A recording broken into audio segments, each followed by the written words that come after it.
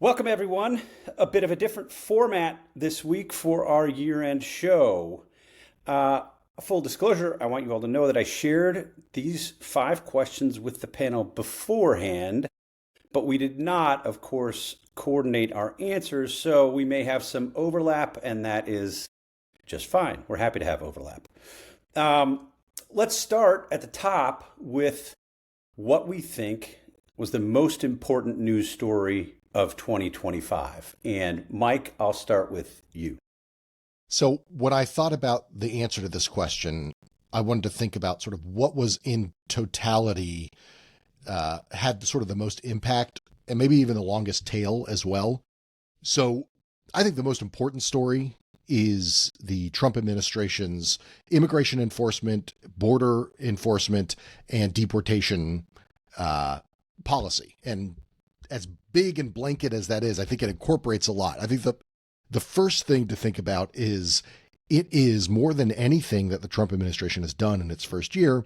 It is the actual fulfillment of a campaign promise. Donald Trump promised a lot of things on the campaign trail, and he has not really delivered on most of them.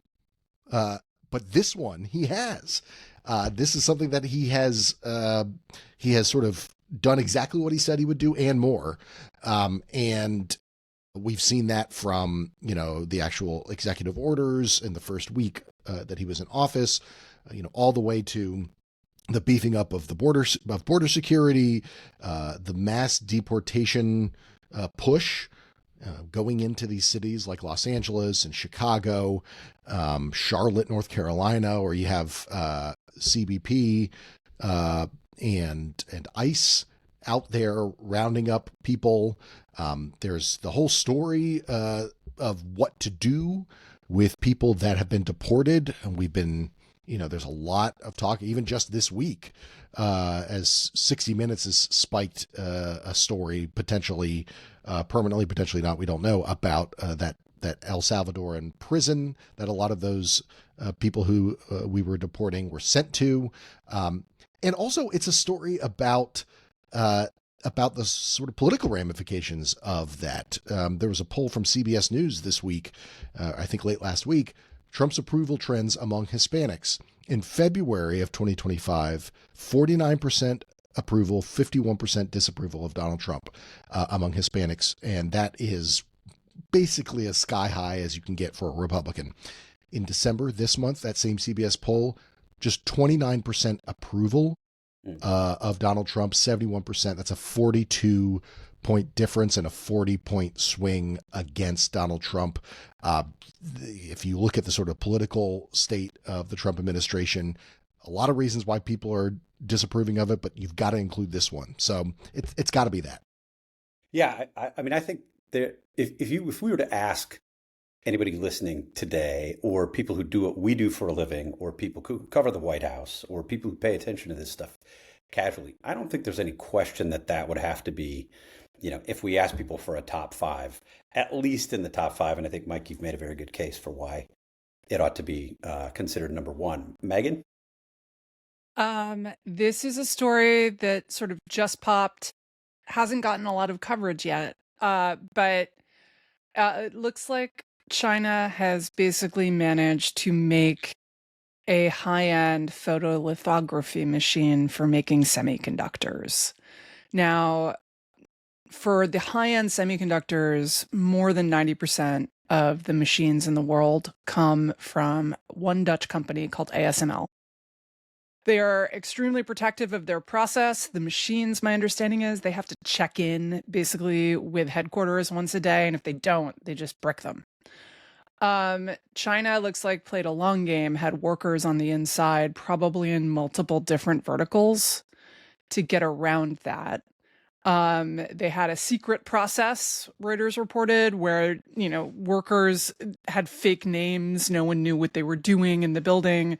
And now it looks like they have gotten one of these machines. Why this matters?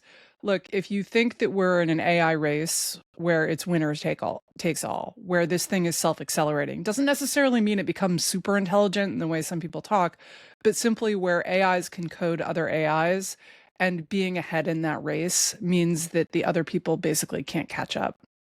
if you think that is the case, China has one big advantage, which is electricity. They've also got a lot of people. And so that means more engineers to do stuff. Where America is ahead is in compute. So China developing the ability to make its own compute. That's why we've been doing export restrictions, or at least the most compelling argument for export restrictions on these chips. If China can make its own compute, it's very hard to see how we can catch up, because we can't build electricity as fast as they do. We could, in theory. There is nothing stopping us except a zillion NIMBYs and bad regulatory laws. And so this is a major, major setback. Now, that doesn't mean they're going to be, pumping out semiconductor chips tomorrow, but it does mean that America just suffered a major blow in the race to win AI. So I guess we better hope it's not winner take all. Yeah, that's extraordinary. And I might have to amend my answer for most undercovered story, because I have not been paying attention to that story, but you've convinced me that it's as significant as you suggest. Jonah, most important news story of 2025.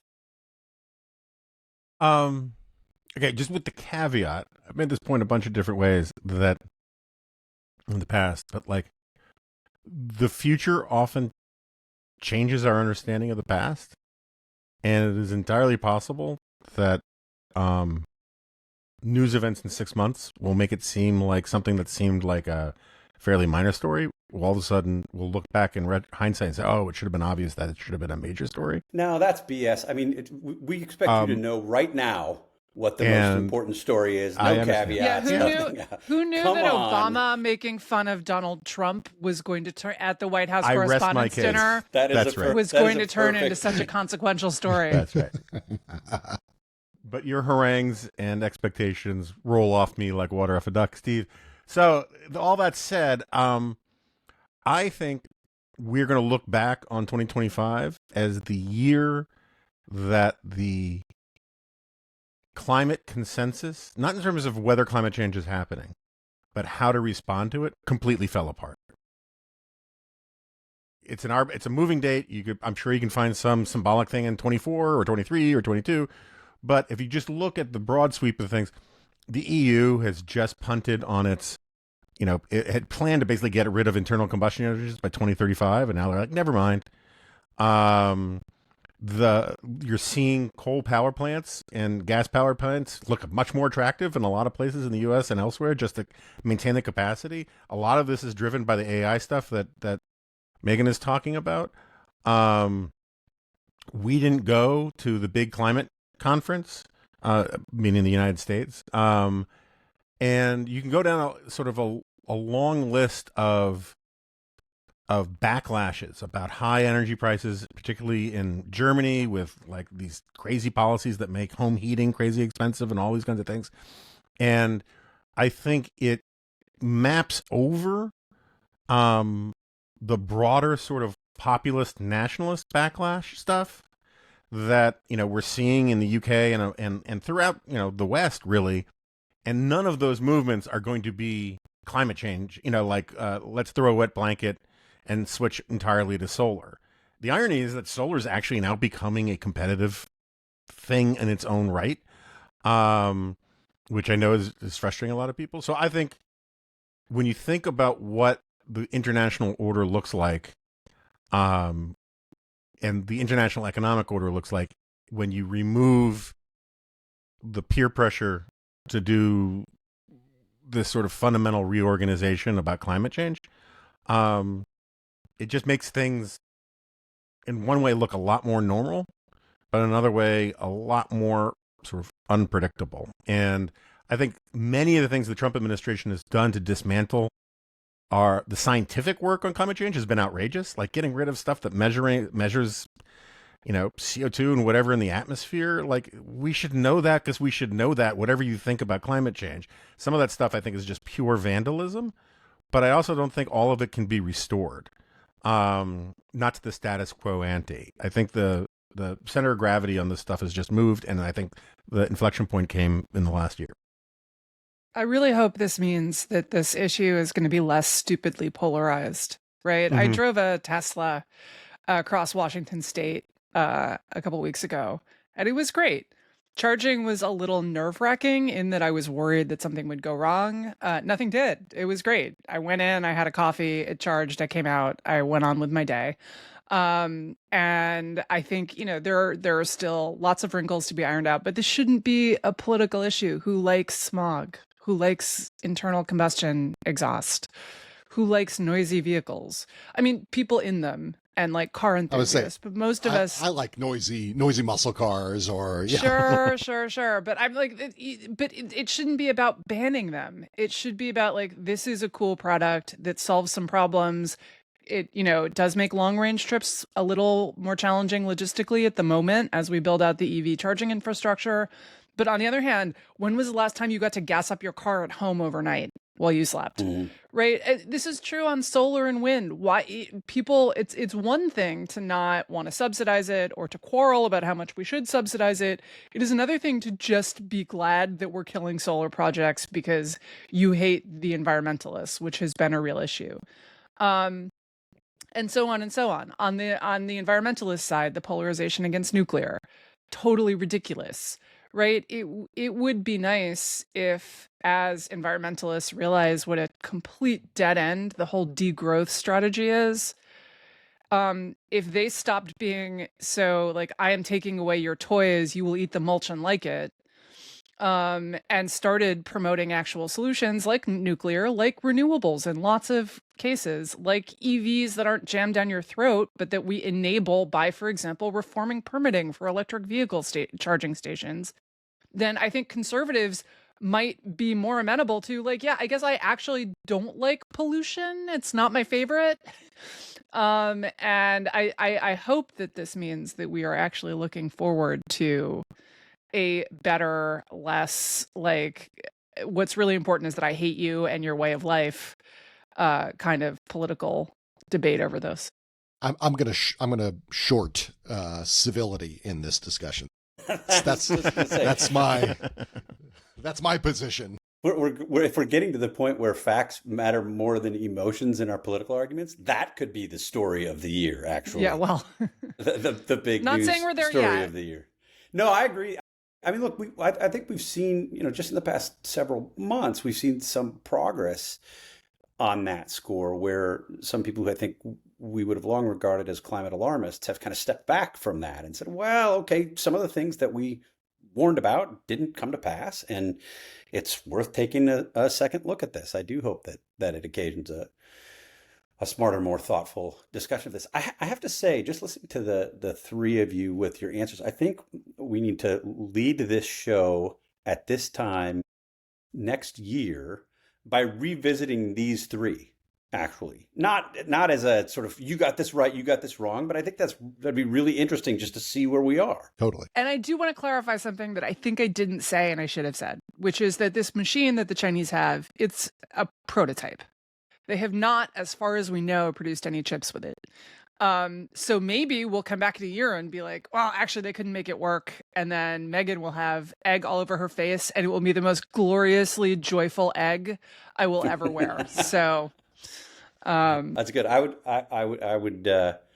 be with you if that happened. So my most important news story of the year is bringing us a little bit back to what Mike said, but going broader. And it's the erosion of the rule of law in the United States. We've seen this in so many stories that we've written about at the Dispatch, that we've discussed on this podcast, on advisory opinions on the Remnant.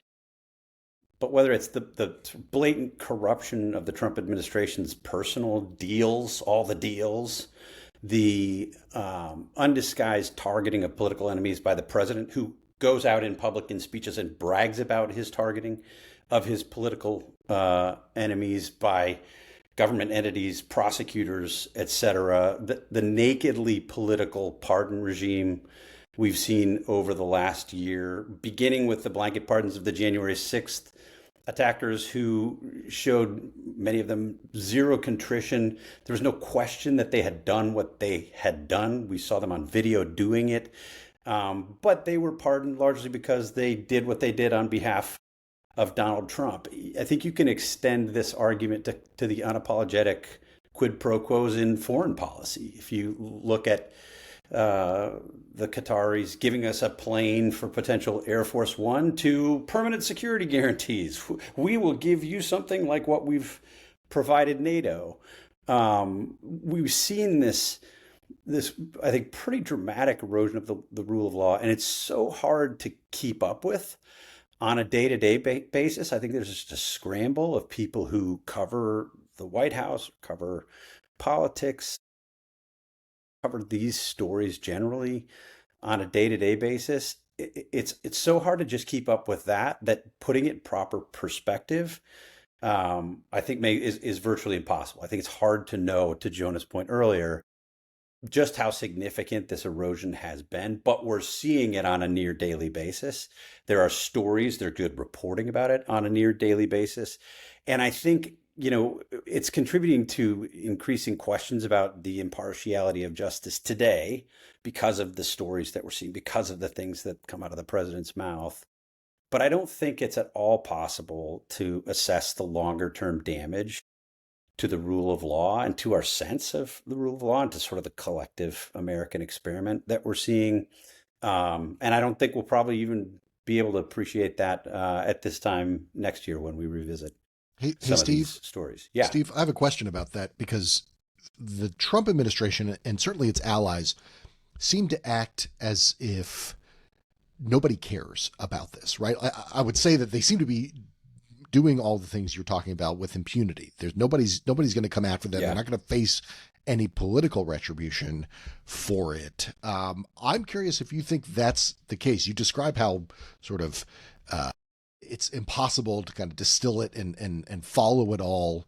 But do you get the sense that has seeped out into the larger understanding of the Trump administration, that it's got this feeling of like, yeah, Trump's paying off his cronies, or he's getting his kind of, people are coming to him and giving him what he wants, so he gives them what they want. I don't have a good sense of that. I don't know what you think. It's a good question. I don't know. I mean, you'll hear, and we've talked about this before here, you'll hear defenses of what Trump is doing that essentially take the position that because he's doing it in public and because he's so aggressive about it, it makes it less suspect. We don't have to ferret it out. You don't need investigations to find out that Trump wants to punish people because of their political party or their political positions. He tells us that that's what he wants to do. We had his chief of staff in the interview that we discussed last week effectively say, like, yeah, I thought that we'd give him a little time for retribution. I didn't think it was going to last this long, but I mean, she didn't deny that that's what he's doing. I mean, that's what he's doing. She's confirming it. It's the kind of single story that would have, led to her resignation, would have led to impeachment proceedings against the president in the past, and people do just shrug it off. I don't know that it's that people don't care, although I'm open to that possibility. Certainly people care less than I do. I mean, that I thought after January 6th, like anybody who was sort of on the fence about Donald Trump by that point would be off the fence at that point, and he would have been sort of cast aside. A lot of people didn't feel the way I felt about it. So it's definitely the case that people don't feel as strongly about this stuff as I do, and many people don't. But I don't know that we can say that they don't care. I mean, we may see this sort of the cumulative effect of this show up in the November midterms, right? I mean, there may be some payback for Trump for some of this. I guess again, not to revisit themes that are part of these discussions more often than I would like. I continue to be surprised, and I just admitting that makes me naive, that so few Republicans seem to care. I mean, this stuff is so obvious, and I understand that there's very little political upside for them in calling him out or raising protests. But I mean, at a certain point, on some of the obvious ones, don't you have to just register that this is improper, that we don't do this way? And the fact that they don't, I don't know if they're, if that sort of cowardice extends to a lot of Republican voters. But I suppose we'll find out soon enough. But you see, like, this is, when you were talking about the stuff going on in the Caribbean, I was tempted to say that it may turn out that that's the most important story of the year, because it signaled that America has basically gone to this neo-Monroe doctrine nonsense and sphere of influence nonsense and is turning a blind eye on Europe. It's not clear that it is right now, but it may be clear in hindsight going forward. Yes. Similarly, like if we were doing this podcast at the end of 1972, some of you wouldn't be born. I would be teething on the microphone, but Would be waiting in my mother's womb. but the idea that this obscure break-in at the Watergate would have been the most important story of 1972, it would be absurd, right? But by 1974, it's like, duh, right? And so some of this lawless stuff, some of this foreign policy stuff, it takes time to mature, and then For sure. people retroactively connect dots and say, oh my gosh, this trend's been under our nose for a really long time. And you know, I'd say of insights that I have repeated on this podcast the most, it's the observation that we say the straw that breaks the camel's back for a reason, and it's not because straw breaks camel's backs, it's because things accumulate. And then all of a sudden this country's like, wait a second, look at what we had to put up with here. And then they get pissed off about stuff that they let go, 6 months earlier. And I think the British have a nice expression. It's like storing up trouble for the future. I think the Trump administration has been storing up a lot of trouble for the future for the GOP and for the country. I mean, I do think the corollary, I agree with you. I mean, and I think it's a very important point. The corollary on foreign policy would be, in addition to the Korean boat strikes, in addition to the sort of deals for Qatar and others, would obviously be Ukraine, in my view, where it's hard. We talk about it a lot. We spend time on it for a reason. I think it's a hugely important story. But, will we appreciate that the United States has shifted its foreign policy from one that, and you could argue, there's plenty to criticize about the bipartisan foreign policy establishment that's derided as the blob, having some combination of sort of morality and U.S. interests drive foreign policy. But, the other big argument would be that we've shifted away almost entirely, in my view, from a morality-based foreign policy, or a foreign policy that has much to do at all with morality. We're not even making those judgments. I mean, it's not like Donald Trump is stopping and saying, wow, Vladimir Putin is really an evil person, and what he's done in the raping and pillaging of Ukraine is morally reprehensible. We don't even, that's not really part of the conversation. We're having that conversation. Other people are having that conversation. The only person even bringing that up is Melania Trump in these very limited moments where she can kind of pull her husband back from the brink. She's my favorite person in this administration, by the way. Right. She kind of is. It's such a profound shift. And, I think it's profound now in the moment. That's why we spend as much time talking about it as we do. But I don't think we'll really have appreciated that, in a year, maybe even in 5 years. All right. We need to move on. We want to get to our second question, and we'll just go in the same order. Mike, I'll start with you. The most undercovered story of 2025. Well, this was a little self-serving because it's a story that I've been covering, so I just think everybody should be following my lead on it. But I do think it's a big story, and it will be bigger. And I think the discussion right now that's happening online is a part of this, which is the kind of crack up or shake up within the conservative movement and within conservative institutions. John McCormick and I have written about this quite a bit over the past 2 months. Things keep developing that keep confirming kind of my thesis about this whole thing, which is that, Donald Trump has not created more unity within conservative institutions and in the conservative movement. He's just set things up so that when he leaves the stage, or actually even before he leaves the stage, but when he can kind of see the wings, in the distance, he's about to walk off, those kind of infights and discussions and debates about what it means to be a conservative, what it means to be right wing, what it means to be and sort of down the line a Republican. That's a story that is, I think it's underappreciated and undercovered because so much of it is happening in these obscure, relatively obscure places like the Heritage Foundation. Yes, it's a big think tank, but sort of what goes on there doesn't necessarily have a lot of impact on sort of a normal American's everyday life.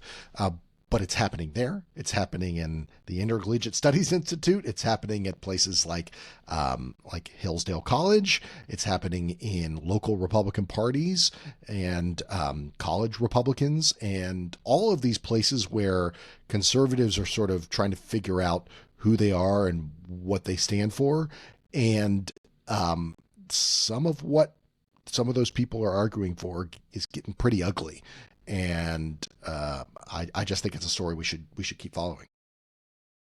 I agree with you entirely. I hope you do keep following it. I think it also has been undercovered. I know we sometimes you get tell into me the that all details the of time, this. Steve. Is it undercovered or poorly covered? Because there is a difference, right? And I feel like we hear a lot about this stuff. It's just that it's most of the stuff that's like maybe poorly covered is a better way to put it. Megan.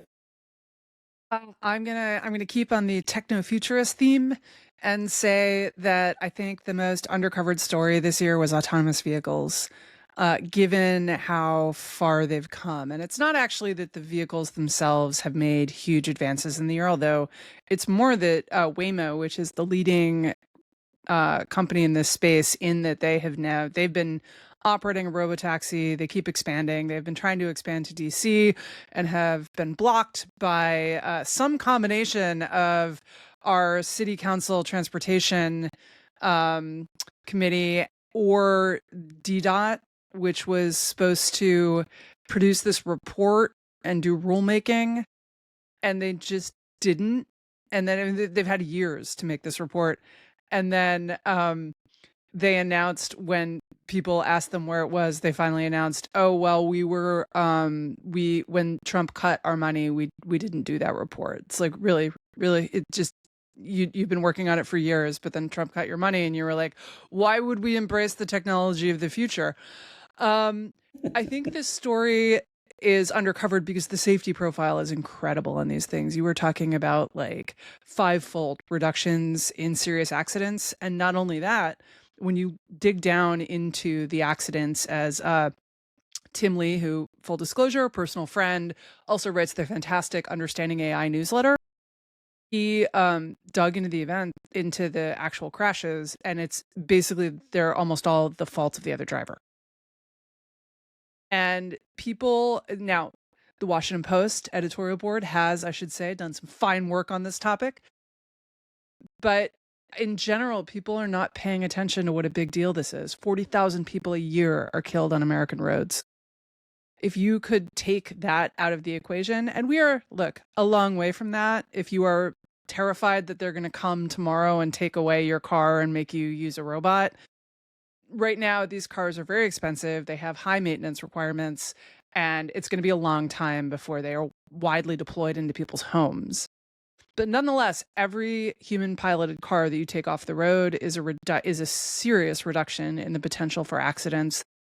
And you could see kind of snowballing effects, as when there are more of these cars on the road and fewer humans, you'll see even fewer accidents than the current numbers would suggest. Because often what you'll see is, for example, the cars will behave lawfully, and other cars that are not expecting a car to, for example, stop at a red light, will then crash into the back of them. But they've now done 1 million miles, which is about where we should start to see. 100 million miles. It's about to see. They're close to that number, and that's about where we should start seeing whether we can reduce fatalities. We have so few fatalities. We just take a lot of trips, but you only get about 1 fatality every 100 million vehicle miles traveled. So they're now approaching the threshold where we can start to see, are they also having fewer deaths? And this would be just an incredible advance for people. And it's not just about what it enables for reducing car deaths.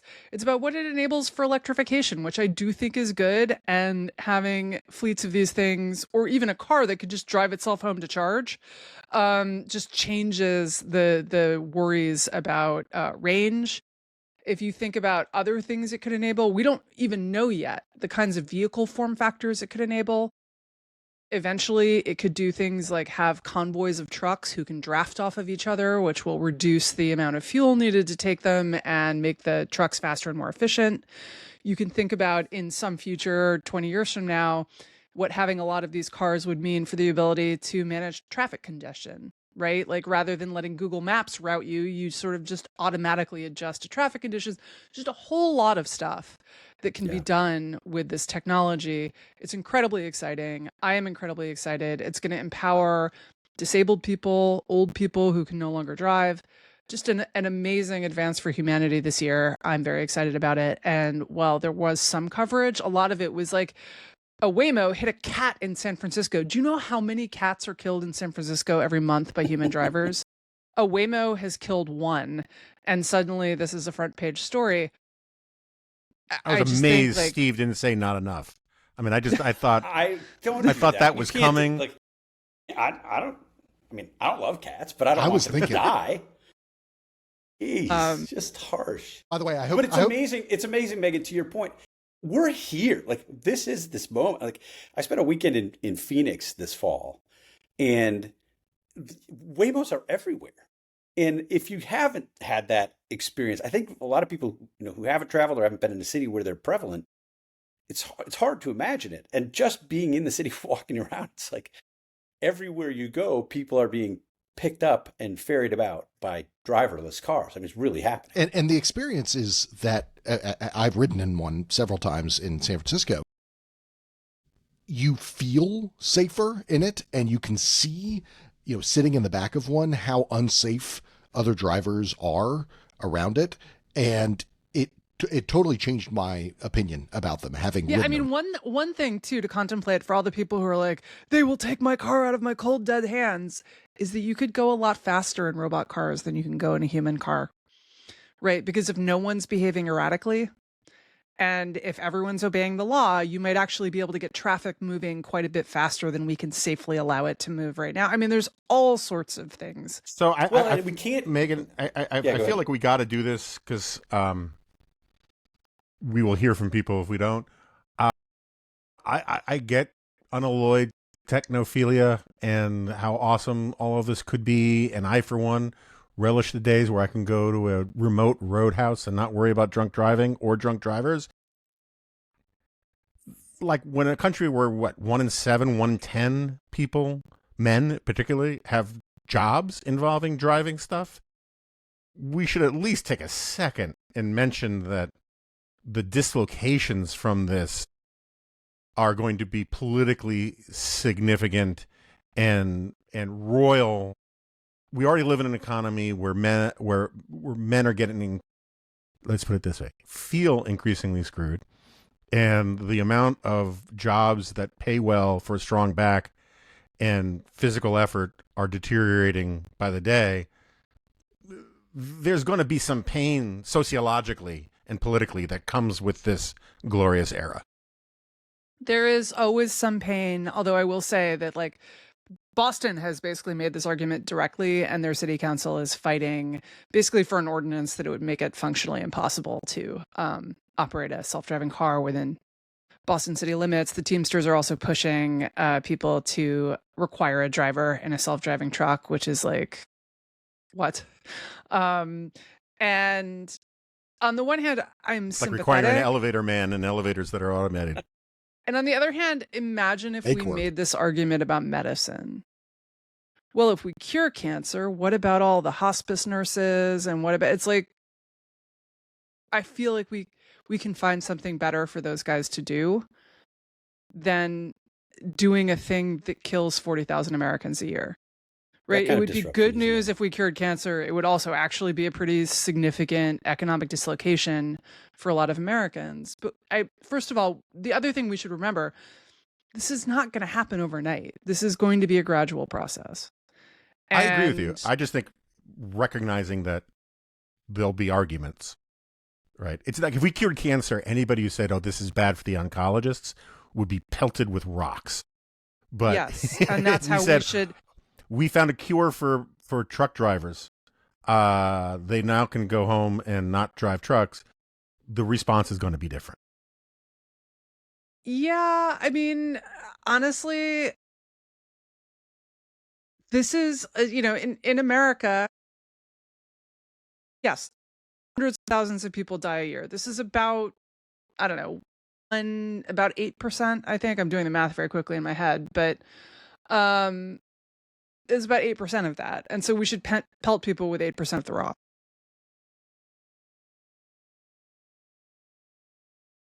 Do while killing other people, and driving is one of apologies to. And I certainly hope that for those who love driving, it will open in the day. I think they take your car. If you are an adult right now, I just would not worry about that very much. And the young people apparently don't drive anyway. But I think we can preserve that in the same way that we've preserved horseback riding. In some ways, it would be fun to live in a world where we drove around on horses instead of in cars. I find them much more appealing in many ways. But also that would be ridiculous and we'd all be really poor. And I don't think that's on net a better world. And that's how I think about this is like, yes, it put horse grooms out of work, buggy whip manufacturers, all sorts of people had to get entirely new jobs. Often people, this was quite skilled work to be like a head groom at a stable. That guy lost his job. There was no benefit to him. He was probably net worse off. But I mean, how many of us want to go back and save that guy's job now? And if I can just weigh in as the curmudgeon in the group, the sooner this happens, the better, because my semi-official assessment of the number of people driving while on their phones has tripled in the past 3 years. I mean, when I drive in the last 3 minutes, it's DC, amazing. It's unbelievable. And you now have increasingly people watching shows while they are driving places. Have you actually seen this? All the time. Like all the time. I saw a guy You're parking. Sure? Because like, I will say I do sometimes pick up the phone and I switch a podcast really quickly, but that's like a 2-second, like next, hit the next button. I saw a guy in the parking lot at a Wegmans watching a basketball game. He had the phone underneath the rearview mirror so that he could watch the basketball game as he was moving the vehicle.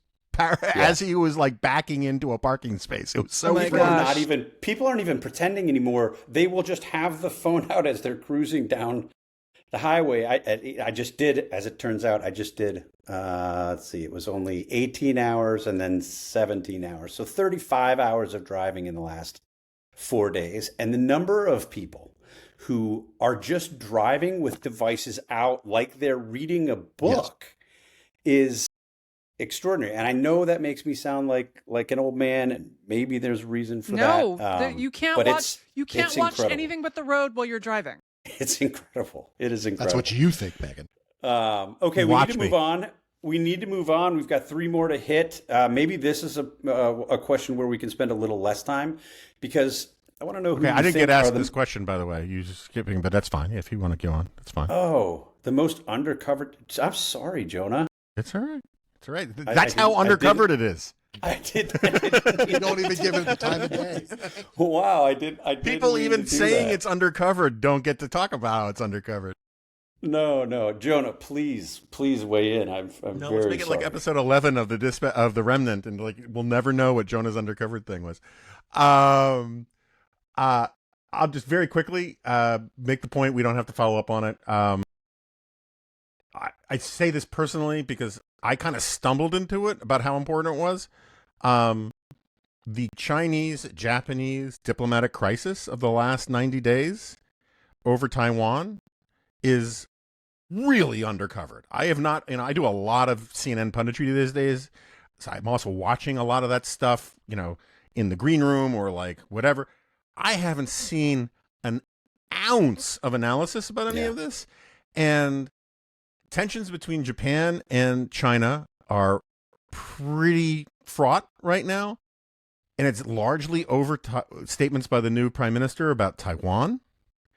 And the only thing I'll bring up is we talk about how like future events can change the importance of things. The debate about whether we defend Taiwan is always about whether we defend Taiwan. What if we have to defend Taiwan because Japan is fighting for Taiwan and we have to defend Japan? Like some of these decisions can be made, I don't want to say without, without deliberation, but like you can get on a cascade of geopolitical conflict because of our entangling alliances, which I'm not using as a negative thing here, in ways that people are completely unprepared for. No one's done any polling on should we protect Japan if Japan gets involved in a war with China, but like that's a real live question. And even if we said no, then we don't honor any security arrangements, and also our economy goes, careening into a ravine very quickly, and it just hasn't gotten the kind of coverage it deserves. I agree with you. And we probably haven't done enough at the Dispatch. Jonah, you're the editor-in-chief. Can you do something about that? I'll make a phone call. Can you assign some stories? Well, if only we had a writer with years of experience writing about national security stuff on staff. It was always going to go back there, wasn't it? Stop fighting! Stop fighting! It's Christmas time. We're gonna make Mike start smoking again. Those are all very good examples of undercovered stories. We should do more of them here at the Dispatch. We encourage our colleagues across the media to cover them more and cover them better. The correct answer, however, is the national debt. We are approaching $39 trillion. We have two major political parties that aren't even interested in talking about entitlement reform, which is driving the national debt. There's not really much discussion about it. We cover it pretty regularly, but we probably don't cover it as often as we should. I've said this a million times, feel like a broken record. Not enough people care about the debt now, and at some point soon, everybody will care about it. We should cover it more. Okay, now moving on. I'm sorry, Jonah. Jonah, since your feelings were hurt on that, I'm going to let you go first here. I do this with my kids. Who is the person in 2025 who was the most overexposed? And the alternative version of the question is, who is the person you just don't want to hear from in 2026 or maybe in perpetuity? Oh, gosh. I mean, they're aside from me. Yeah. I mean, they're kind of different questions in some ways, right? Because there's some people who just really annoy me personally. And then there are other people who were like wildly overexposed as a sort of political media matter. I would say, I kind of hate saying this because you could also argue he's the most important person alive, right? So like it goes both ways. But Elon Musk does not generally benefit from sustained media exposure, and neither do the people around him. It used to be this cliche among conservatives to say about Hollywood people, just shut up and sing, right? Just shut up and tell jokes. Don't stay in your lane, in effect. This is the guy who is the only person that we know of right now that is already a household name that has a non-trivial chance of being remembered by name 5,000 years from now. After everything that we think of as civilization is gone, but the guy who launched us as an interplanetary species, is the guy who got so red-pilled and distracted by Twitter, he bought it and took his eye off the ball in ways that are just staggering. And so like, I feel like yelling at him, shut up and make rockets. Right. I mean, that's what the guy is there for. And, or since Megan is such a voluptuary of driverless cars, shut up and make Teslas. But I think the rocket stuff is more important. And his involvement in politics hasn't been good for the Republican Party. I don't think on net it has been good for the deficit and debt that you were talking about, which was the ostensible reason why he did Doge. And I don't think it's been necessarily good for Elon Musk. And I also just don't find him as fascinating a figure when it comes to his political opinions as a lot of people do. The guy ain't Tony Stark, and Tony Stark's political opinions were not particularly impressive to me either. I am really tired about hearing about Olivia Nuzzi and RFK Jr. We can't say that RFK Jr. we can't hear any more from him because he does lead the Department of Health and Human Services at the moment, and so he is a important government figure in that respect. But the whole sort of psychodrama of Olivia Nuzzi, who is a talented writer, and someone who has gotten too caught up in mixing her personal life and her professional life. There's just been too much digital ink spilled on this story, and hopefully this is the last time that I ever have to professionally mention her or that whole mess. Megan. Yeah, I will say the Newsy Liza thing makes me sad. I have refused to read the either American Canto or Ryan Liza's 98 million part Substack series on their relationship. I think they're actually both, in many ways, incredibly good reporters and journalists in terms of like they had flair and style and sources and they did the job, and also that maybe the characteristics that made them so good at that job, like a brazen willingness to take personal risks, were also the thing that has led them to this place, let us say. My candidate for overexposed is Candace Owens. Because not that I don't think that it is important that there is a raging anti-Semite who is influential in the conservative movement, or that her raging anti-Semitism is amplified by other people in the conservative movement. That's a really important story that should be covered. But Owens herself, and like I say this to MAGA conservatives, 0% of whom listen to this podcast, but she's crazy. She's not just an anti-Semite. I don't want to suggest, I don't want to suggest that there's something mentally healthy about other kinds of anti-Semitism, but when you watch what she does, this is disordered thinking. It is the kind of obsessive, spurious pattern matching that you see in people who are having serious breakdowns. I cannot diagnose her from afar. I could not, even if she were close, because I am not a professional psychotherapist.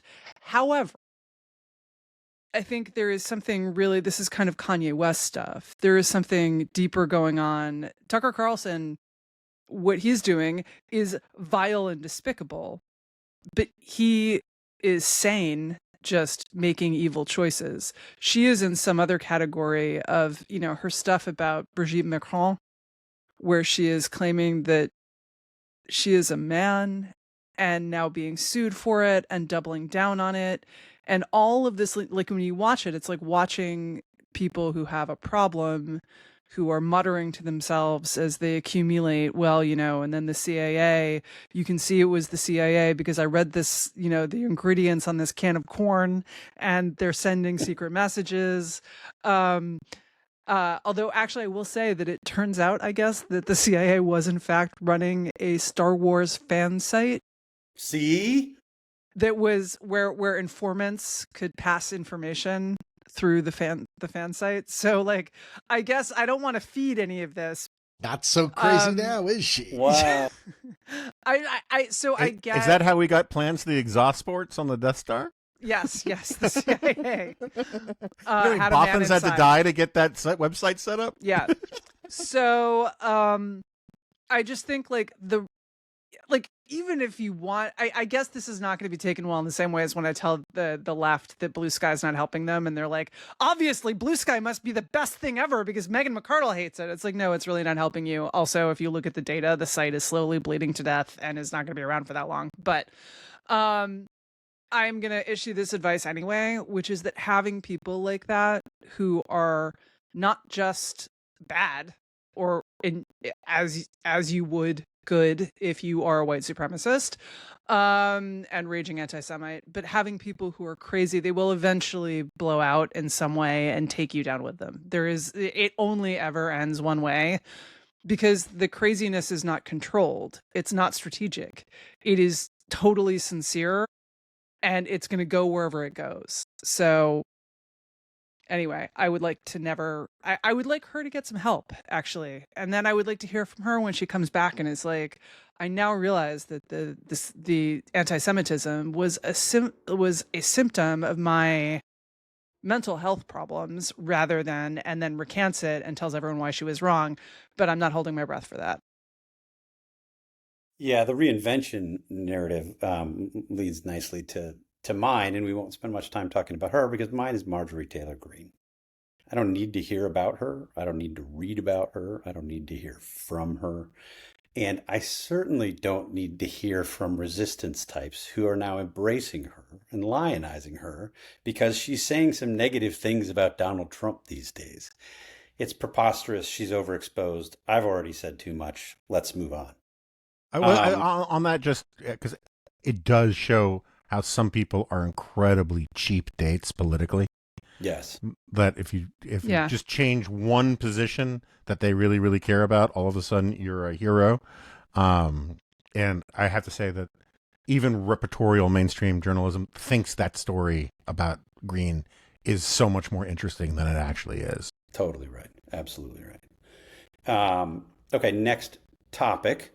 The best piece of non-dispatch journalism in 2025. And Megan, I'll start with you this time. My favorite thing was something that Graham Wood wrote for The Atlantic on the AfD, which is the far-right party in Germany. He went to some rallies, he talked to people, and I think the thing that Graham does that's so great is that he really has a quite firm moral center, but he also really goes out and attempts to put himself in the mind of people that he really disagrees with. Yes. And try to see the world the way they do and show you the world the way they see it. It's a rare gift. I thought this was a terrific piece, and I recommend it to everyone.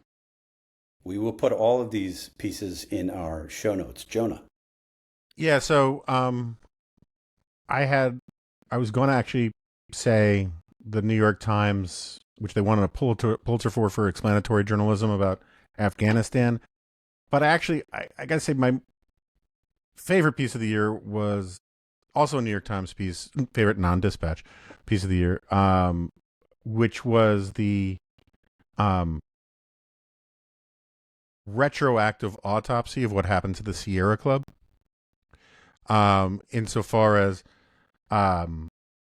the Sierra Club had decided amidst the George Floyd COVID era, peak wokeness era, that they just couldn't be the Sierra Club, right? They couldn't just do Sierra Club stuff about like preserving wilderness and expanding green spaces and conservation.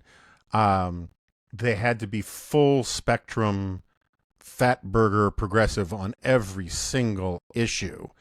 And we've talked about this phenomenon in the context of a lot of different things, about how much better off the NRA would be if there were pro-NRA people in the Democratic Party.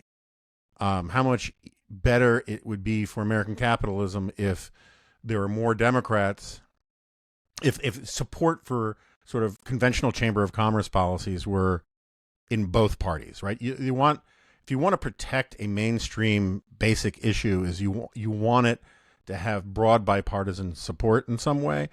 And I think that applies to a lot of these kinds of institutions, is that if you make your institution sort of like what has happened with the ACLU into just a progressivism Inc.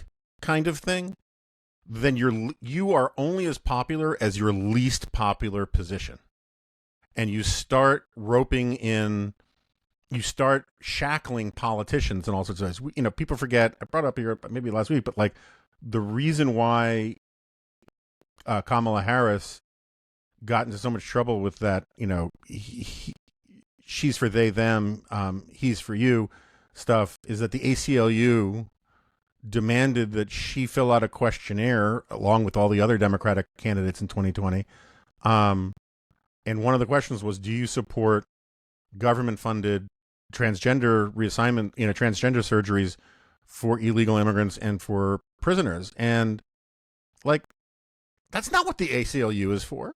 And it's not what the Sierra Club is for. And I just think that, like, it was good that the New York Times recognized it. And I'm hoping in some ways the New York Times applied the lessons of that piece to itself about, you know, asking, what would you say you do here? And not trying to get involved in things that the New York Times doesn't need to be involved in either.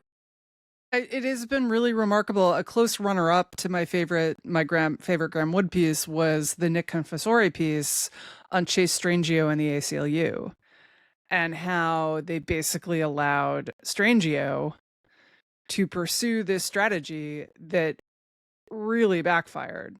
So for people who were not necessarily following all the Supreme Court cases, although I know many people listening to us probably also listened to the excellent advisory opinions where this was covered, you know, activists sued the state of Tennessee to overturn their puberty blockers ban. They also sued Alabama.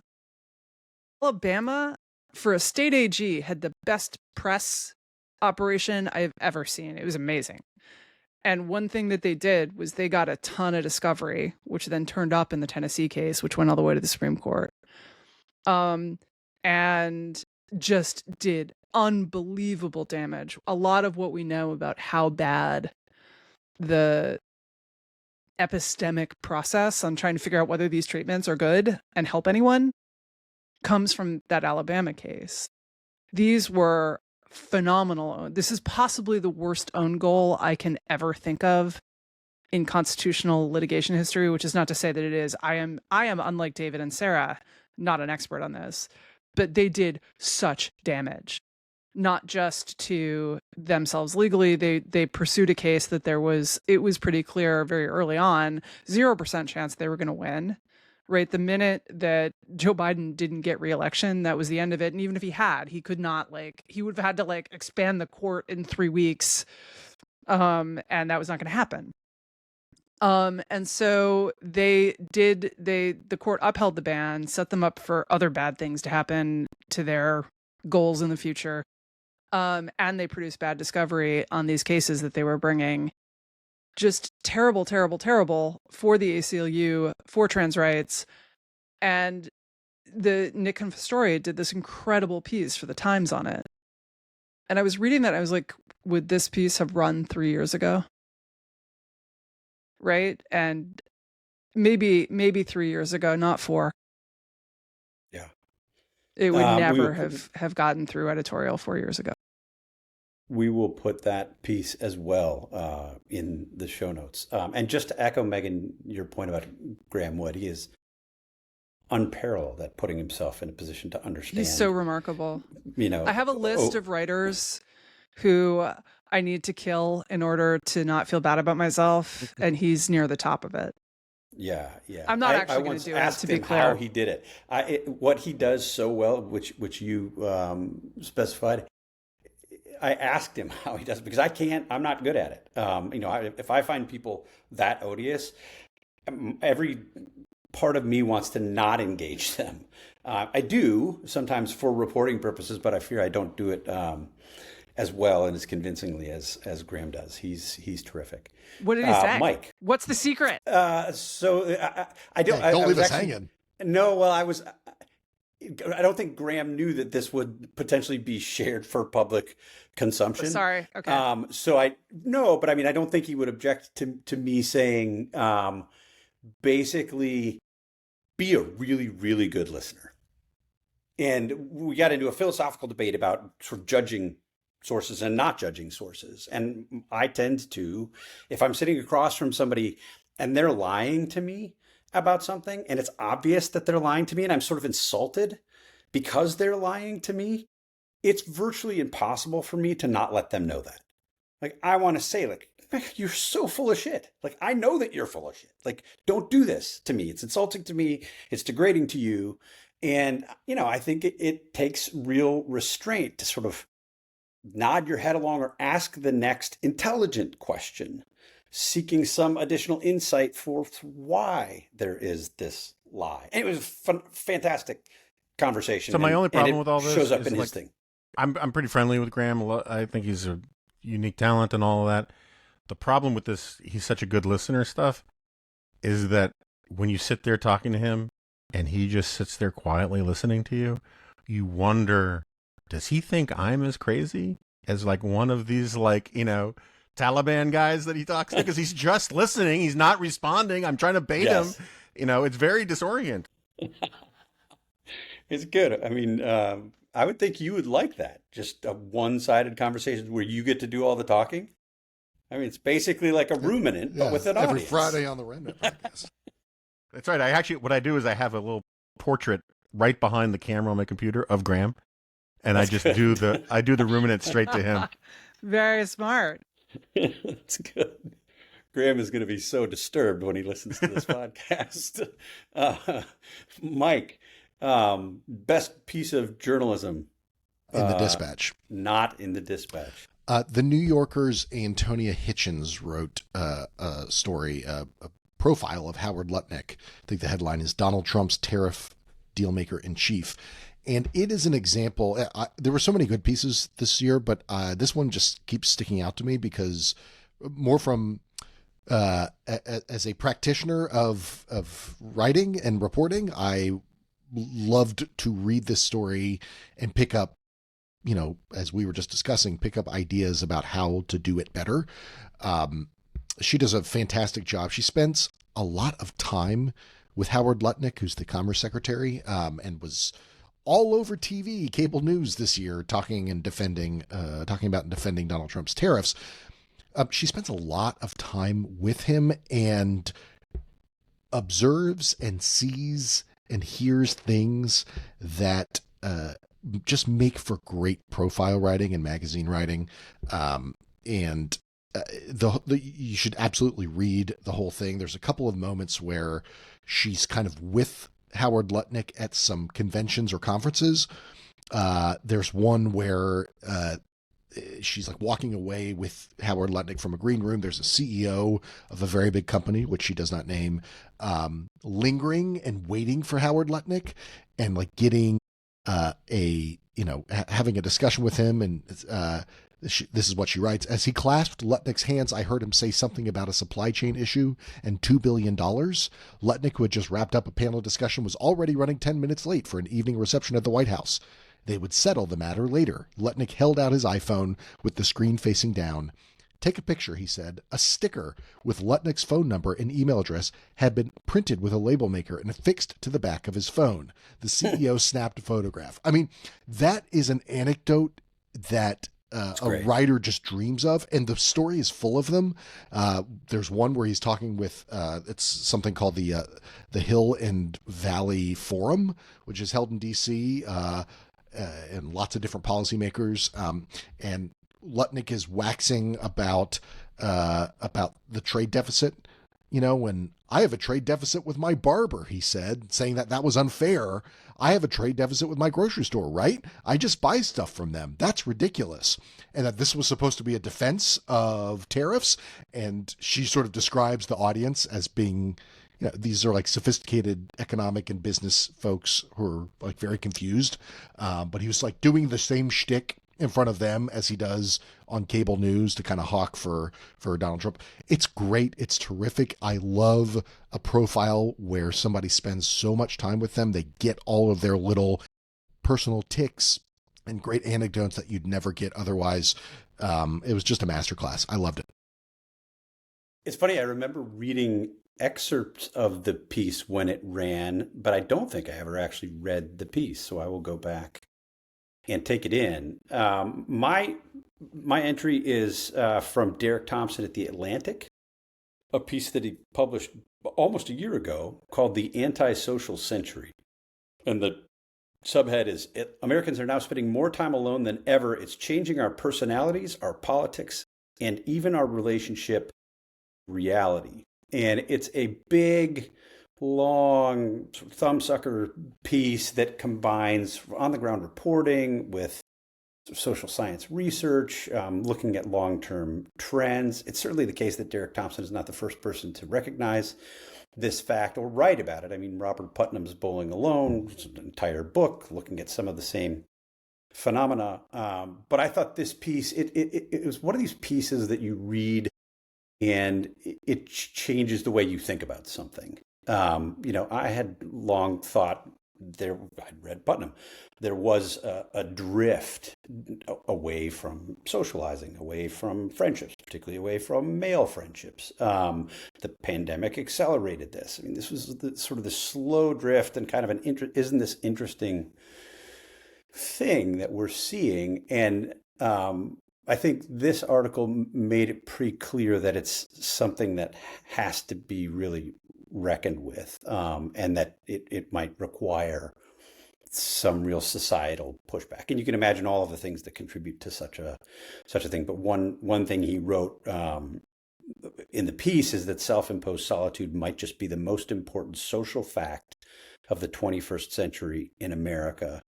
And the piece makes a very compelling case that he's right about that. So again, we will put that in the show notes for you. And finally, I want to wrap. We're not going to do Not Worth Your Time today, but I want to finish by asking each of you for your thoughts on what is the best news that happened in 2025 or that you read in 2025 that we should be happy about for the United States, for humanity, even for you personally. Megan, I'll start with you. Gene editing for Huntington's disease. This is a terrible, you probably learned about it in high school biology because it is an example of a dominant trait that is passed down from parent to child. You have if your parent has it, you have a 50% chance of getting it yourself. And what it does is cause progressive decline, very young, loss of motor control, destroys your brain, and then eventually you die very young. And it's just tragic because, if this happens to you, do you not have children? Do you have children knowing that you might inflict this on them? It's a really, really terrible curse. And this year, researchers announced that they had done a gene editing in the brain treatment using CRISPR that did not totally eliminate it, but slowed it down by about 75%. Now, we're in early innings yet. But the reason this is hopeful is not particularly Huntington's, which is relatively rare. I'm thrilled for people with Huntington's. I hope this works and we get it to all of them as quickly as possible. But it's that we are now working with harder and harder diseases, right? We're working with instead of high blood pressure, which we've been controlling for decades, or cholesterol, or these big chronic killers, there's a lot of money in them, and we've hacked them pretty well. And we're now getting into smaller problems, often genetic problems. We're learning that Alzheimer's may have an element of an infectious disease element. I don't know if anyone has seen this, but the shingles vaccine appears to protect against Alzheimer's. And if you have not got your shingles vaccine and you are over 50, get out there and get it. Not just because you don't want Alzheimer's, but also because you don't want shingles. It's really terrible. But we are in a biomedical revolution right now, and this is before AI. Hopefully AI can help with it. But even before that, it's that cancer is getting more tractable in a lot of ways as we have developed these advanced kind of gene and biologic treatments for them that are much more targeted, rather than just trying to poison someone and hope that the cancer cells die before you do. We are getting more and more targeted treatments for that, but it's also for these genetic diseases. We have almost cured cystic fibrosis in the past few years. And there is, we hope, a lot more where that comes from if we don't kill off our biomedical research establishment by, on the one hand, putting price controls on their products, and on the other hand, killing off the basic research that is part of what they do, right? There's often a fight especially with lefties who hate the pharmaceutical industry, but increasingly with conservatives who hate the pharmaceutical industry, where they will say, well, the taxpayer paid for all this research and all they did was monetize it. It's not all. These things are complements. The things that research labs do are not the things that pharmaceutical labs do. They're different parts of the delivery chain. They're all really important, and they're helping us live longer, healthier lives, to save kids, to do all of these great things. And all I can say is, more, please. But thank you for everything we have already. To all the researchers, whether they're in industry or anywhere else. Amen. I'm going to jump in there because mine is the same. Mine is overlapping with yours. Mine is revolutions in gene therapy and cancer. It is one of the big ones. The progress has been gradual. It seems to be accelerating in part due to AI and the kinds of things that these cancer researchers and oncologists can do that would have taken them in some cases years to do. They can now do in months, perhaps even days. But the progress has been absolutely extraordinary. I will pop in the show notes a short BBC story about a young girl in England who is in near complete remission from an aggressive form of leukemia because of what they've done with her, with donor cells that they provided her. They effectively trained her cells to fight cancer, and they're reprogrammed to fight what was mostly incurable cancer, and the results are incredibly promising, with 70+% of patients, particularly young patients, ending in either deep remission or complete remission. It's extraordinary, and there's no reason, I mean, we're not there yet, but there's no reason to think that these things can't scale. And if they can scale, they will truly be revolutionary. So I'm with you on gene editing and gene therapy. I really hope that in 50 years, we will look back on the way we used to treat cancer, the way that we now look back on the people who used to treat syphilis with arsenic, which was not great, better than the alternative of nothing. Well, the bloodletting was, except in very rare cases, not a good treatment for anything. The arsenic, my understanding is, did kind of work, also maybe left people crippled and didn't work all the time. Or my grandmother had gold treatments for her rheumatoid arthritis. Those sometimes work, and then they sometimes cause terrible, terrible side effects, and they don't know how to tell which patient is which. So I hope that we will look back as we did of like removing, amputating limbs for gangrene without anesthesia, like that those are tragic things that used to be done in the primitive past, but now we have a better way. Indeed. Mike.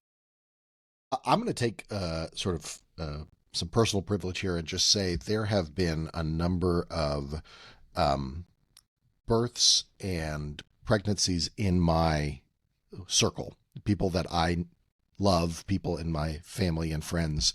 And it's just been wonderful. Every single time it's been wonderful news.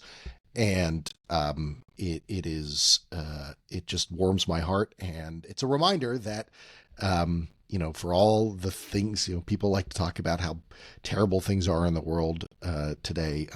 It's just, you can't think that when you're holding or seeing, a new life. Just in my own circle, I've been blessed to be sort of witness to that, and will continue to be witness to that going into next year, and hopefully for many years after that. Amen. Babies are hope in a onesie. Absolutely. Indeed. Jonah. As a reminder, the official policy of this media company is babies are good. Yes. That's how we put it in the beginning, was how can we have policies that reflect the fact that we think babies are good. And little did we know that we would contribute to a baby boom. I mean, it's been... No, it's true. People taken it seriously.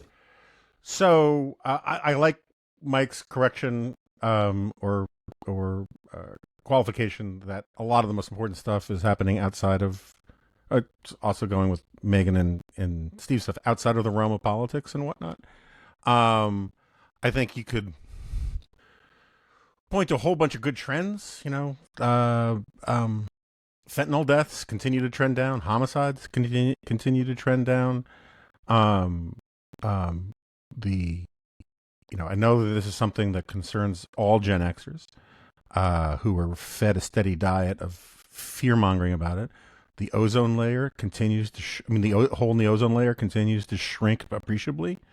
In fairness, the fears were real, and then we dealt with them. Then we dealt with them. Yeah. No, that's fair. Right. Like, it shows you that actually, this is my argument about climate change, is like, I think climate change is a real problem. Work the problem, right? Don't use it as an excuse to bring in ridiculous sort of wet blanket economic policies. Like, try to fix the problem. But we don't need to do geoengineering here.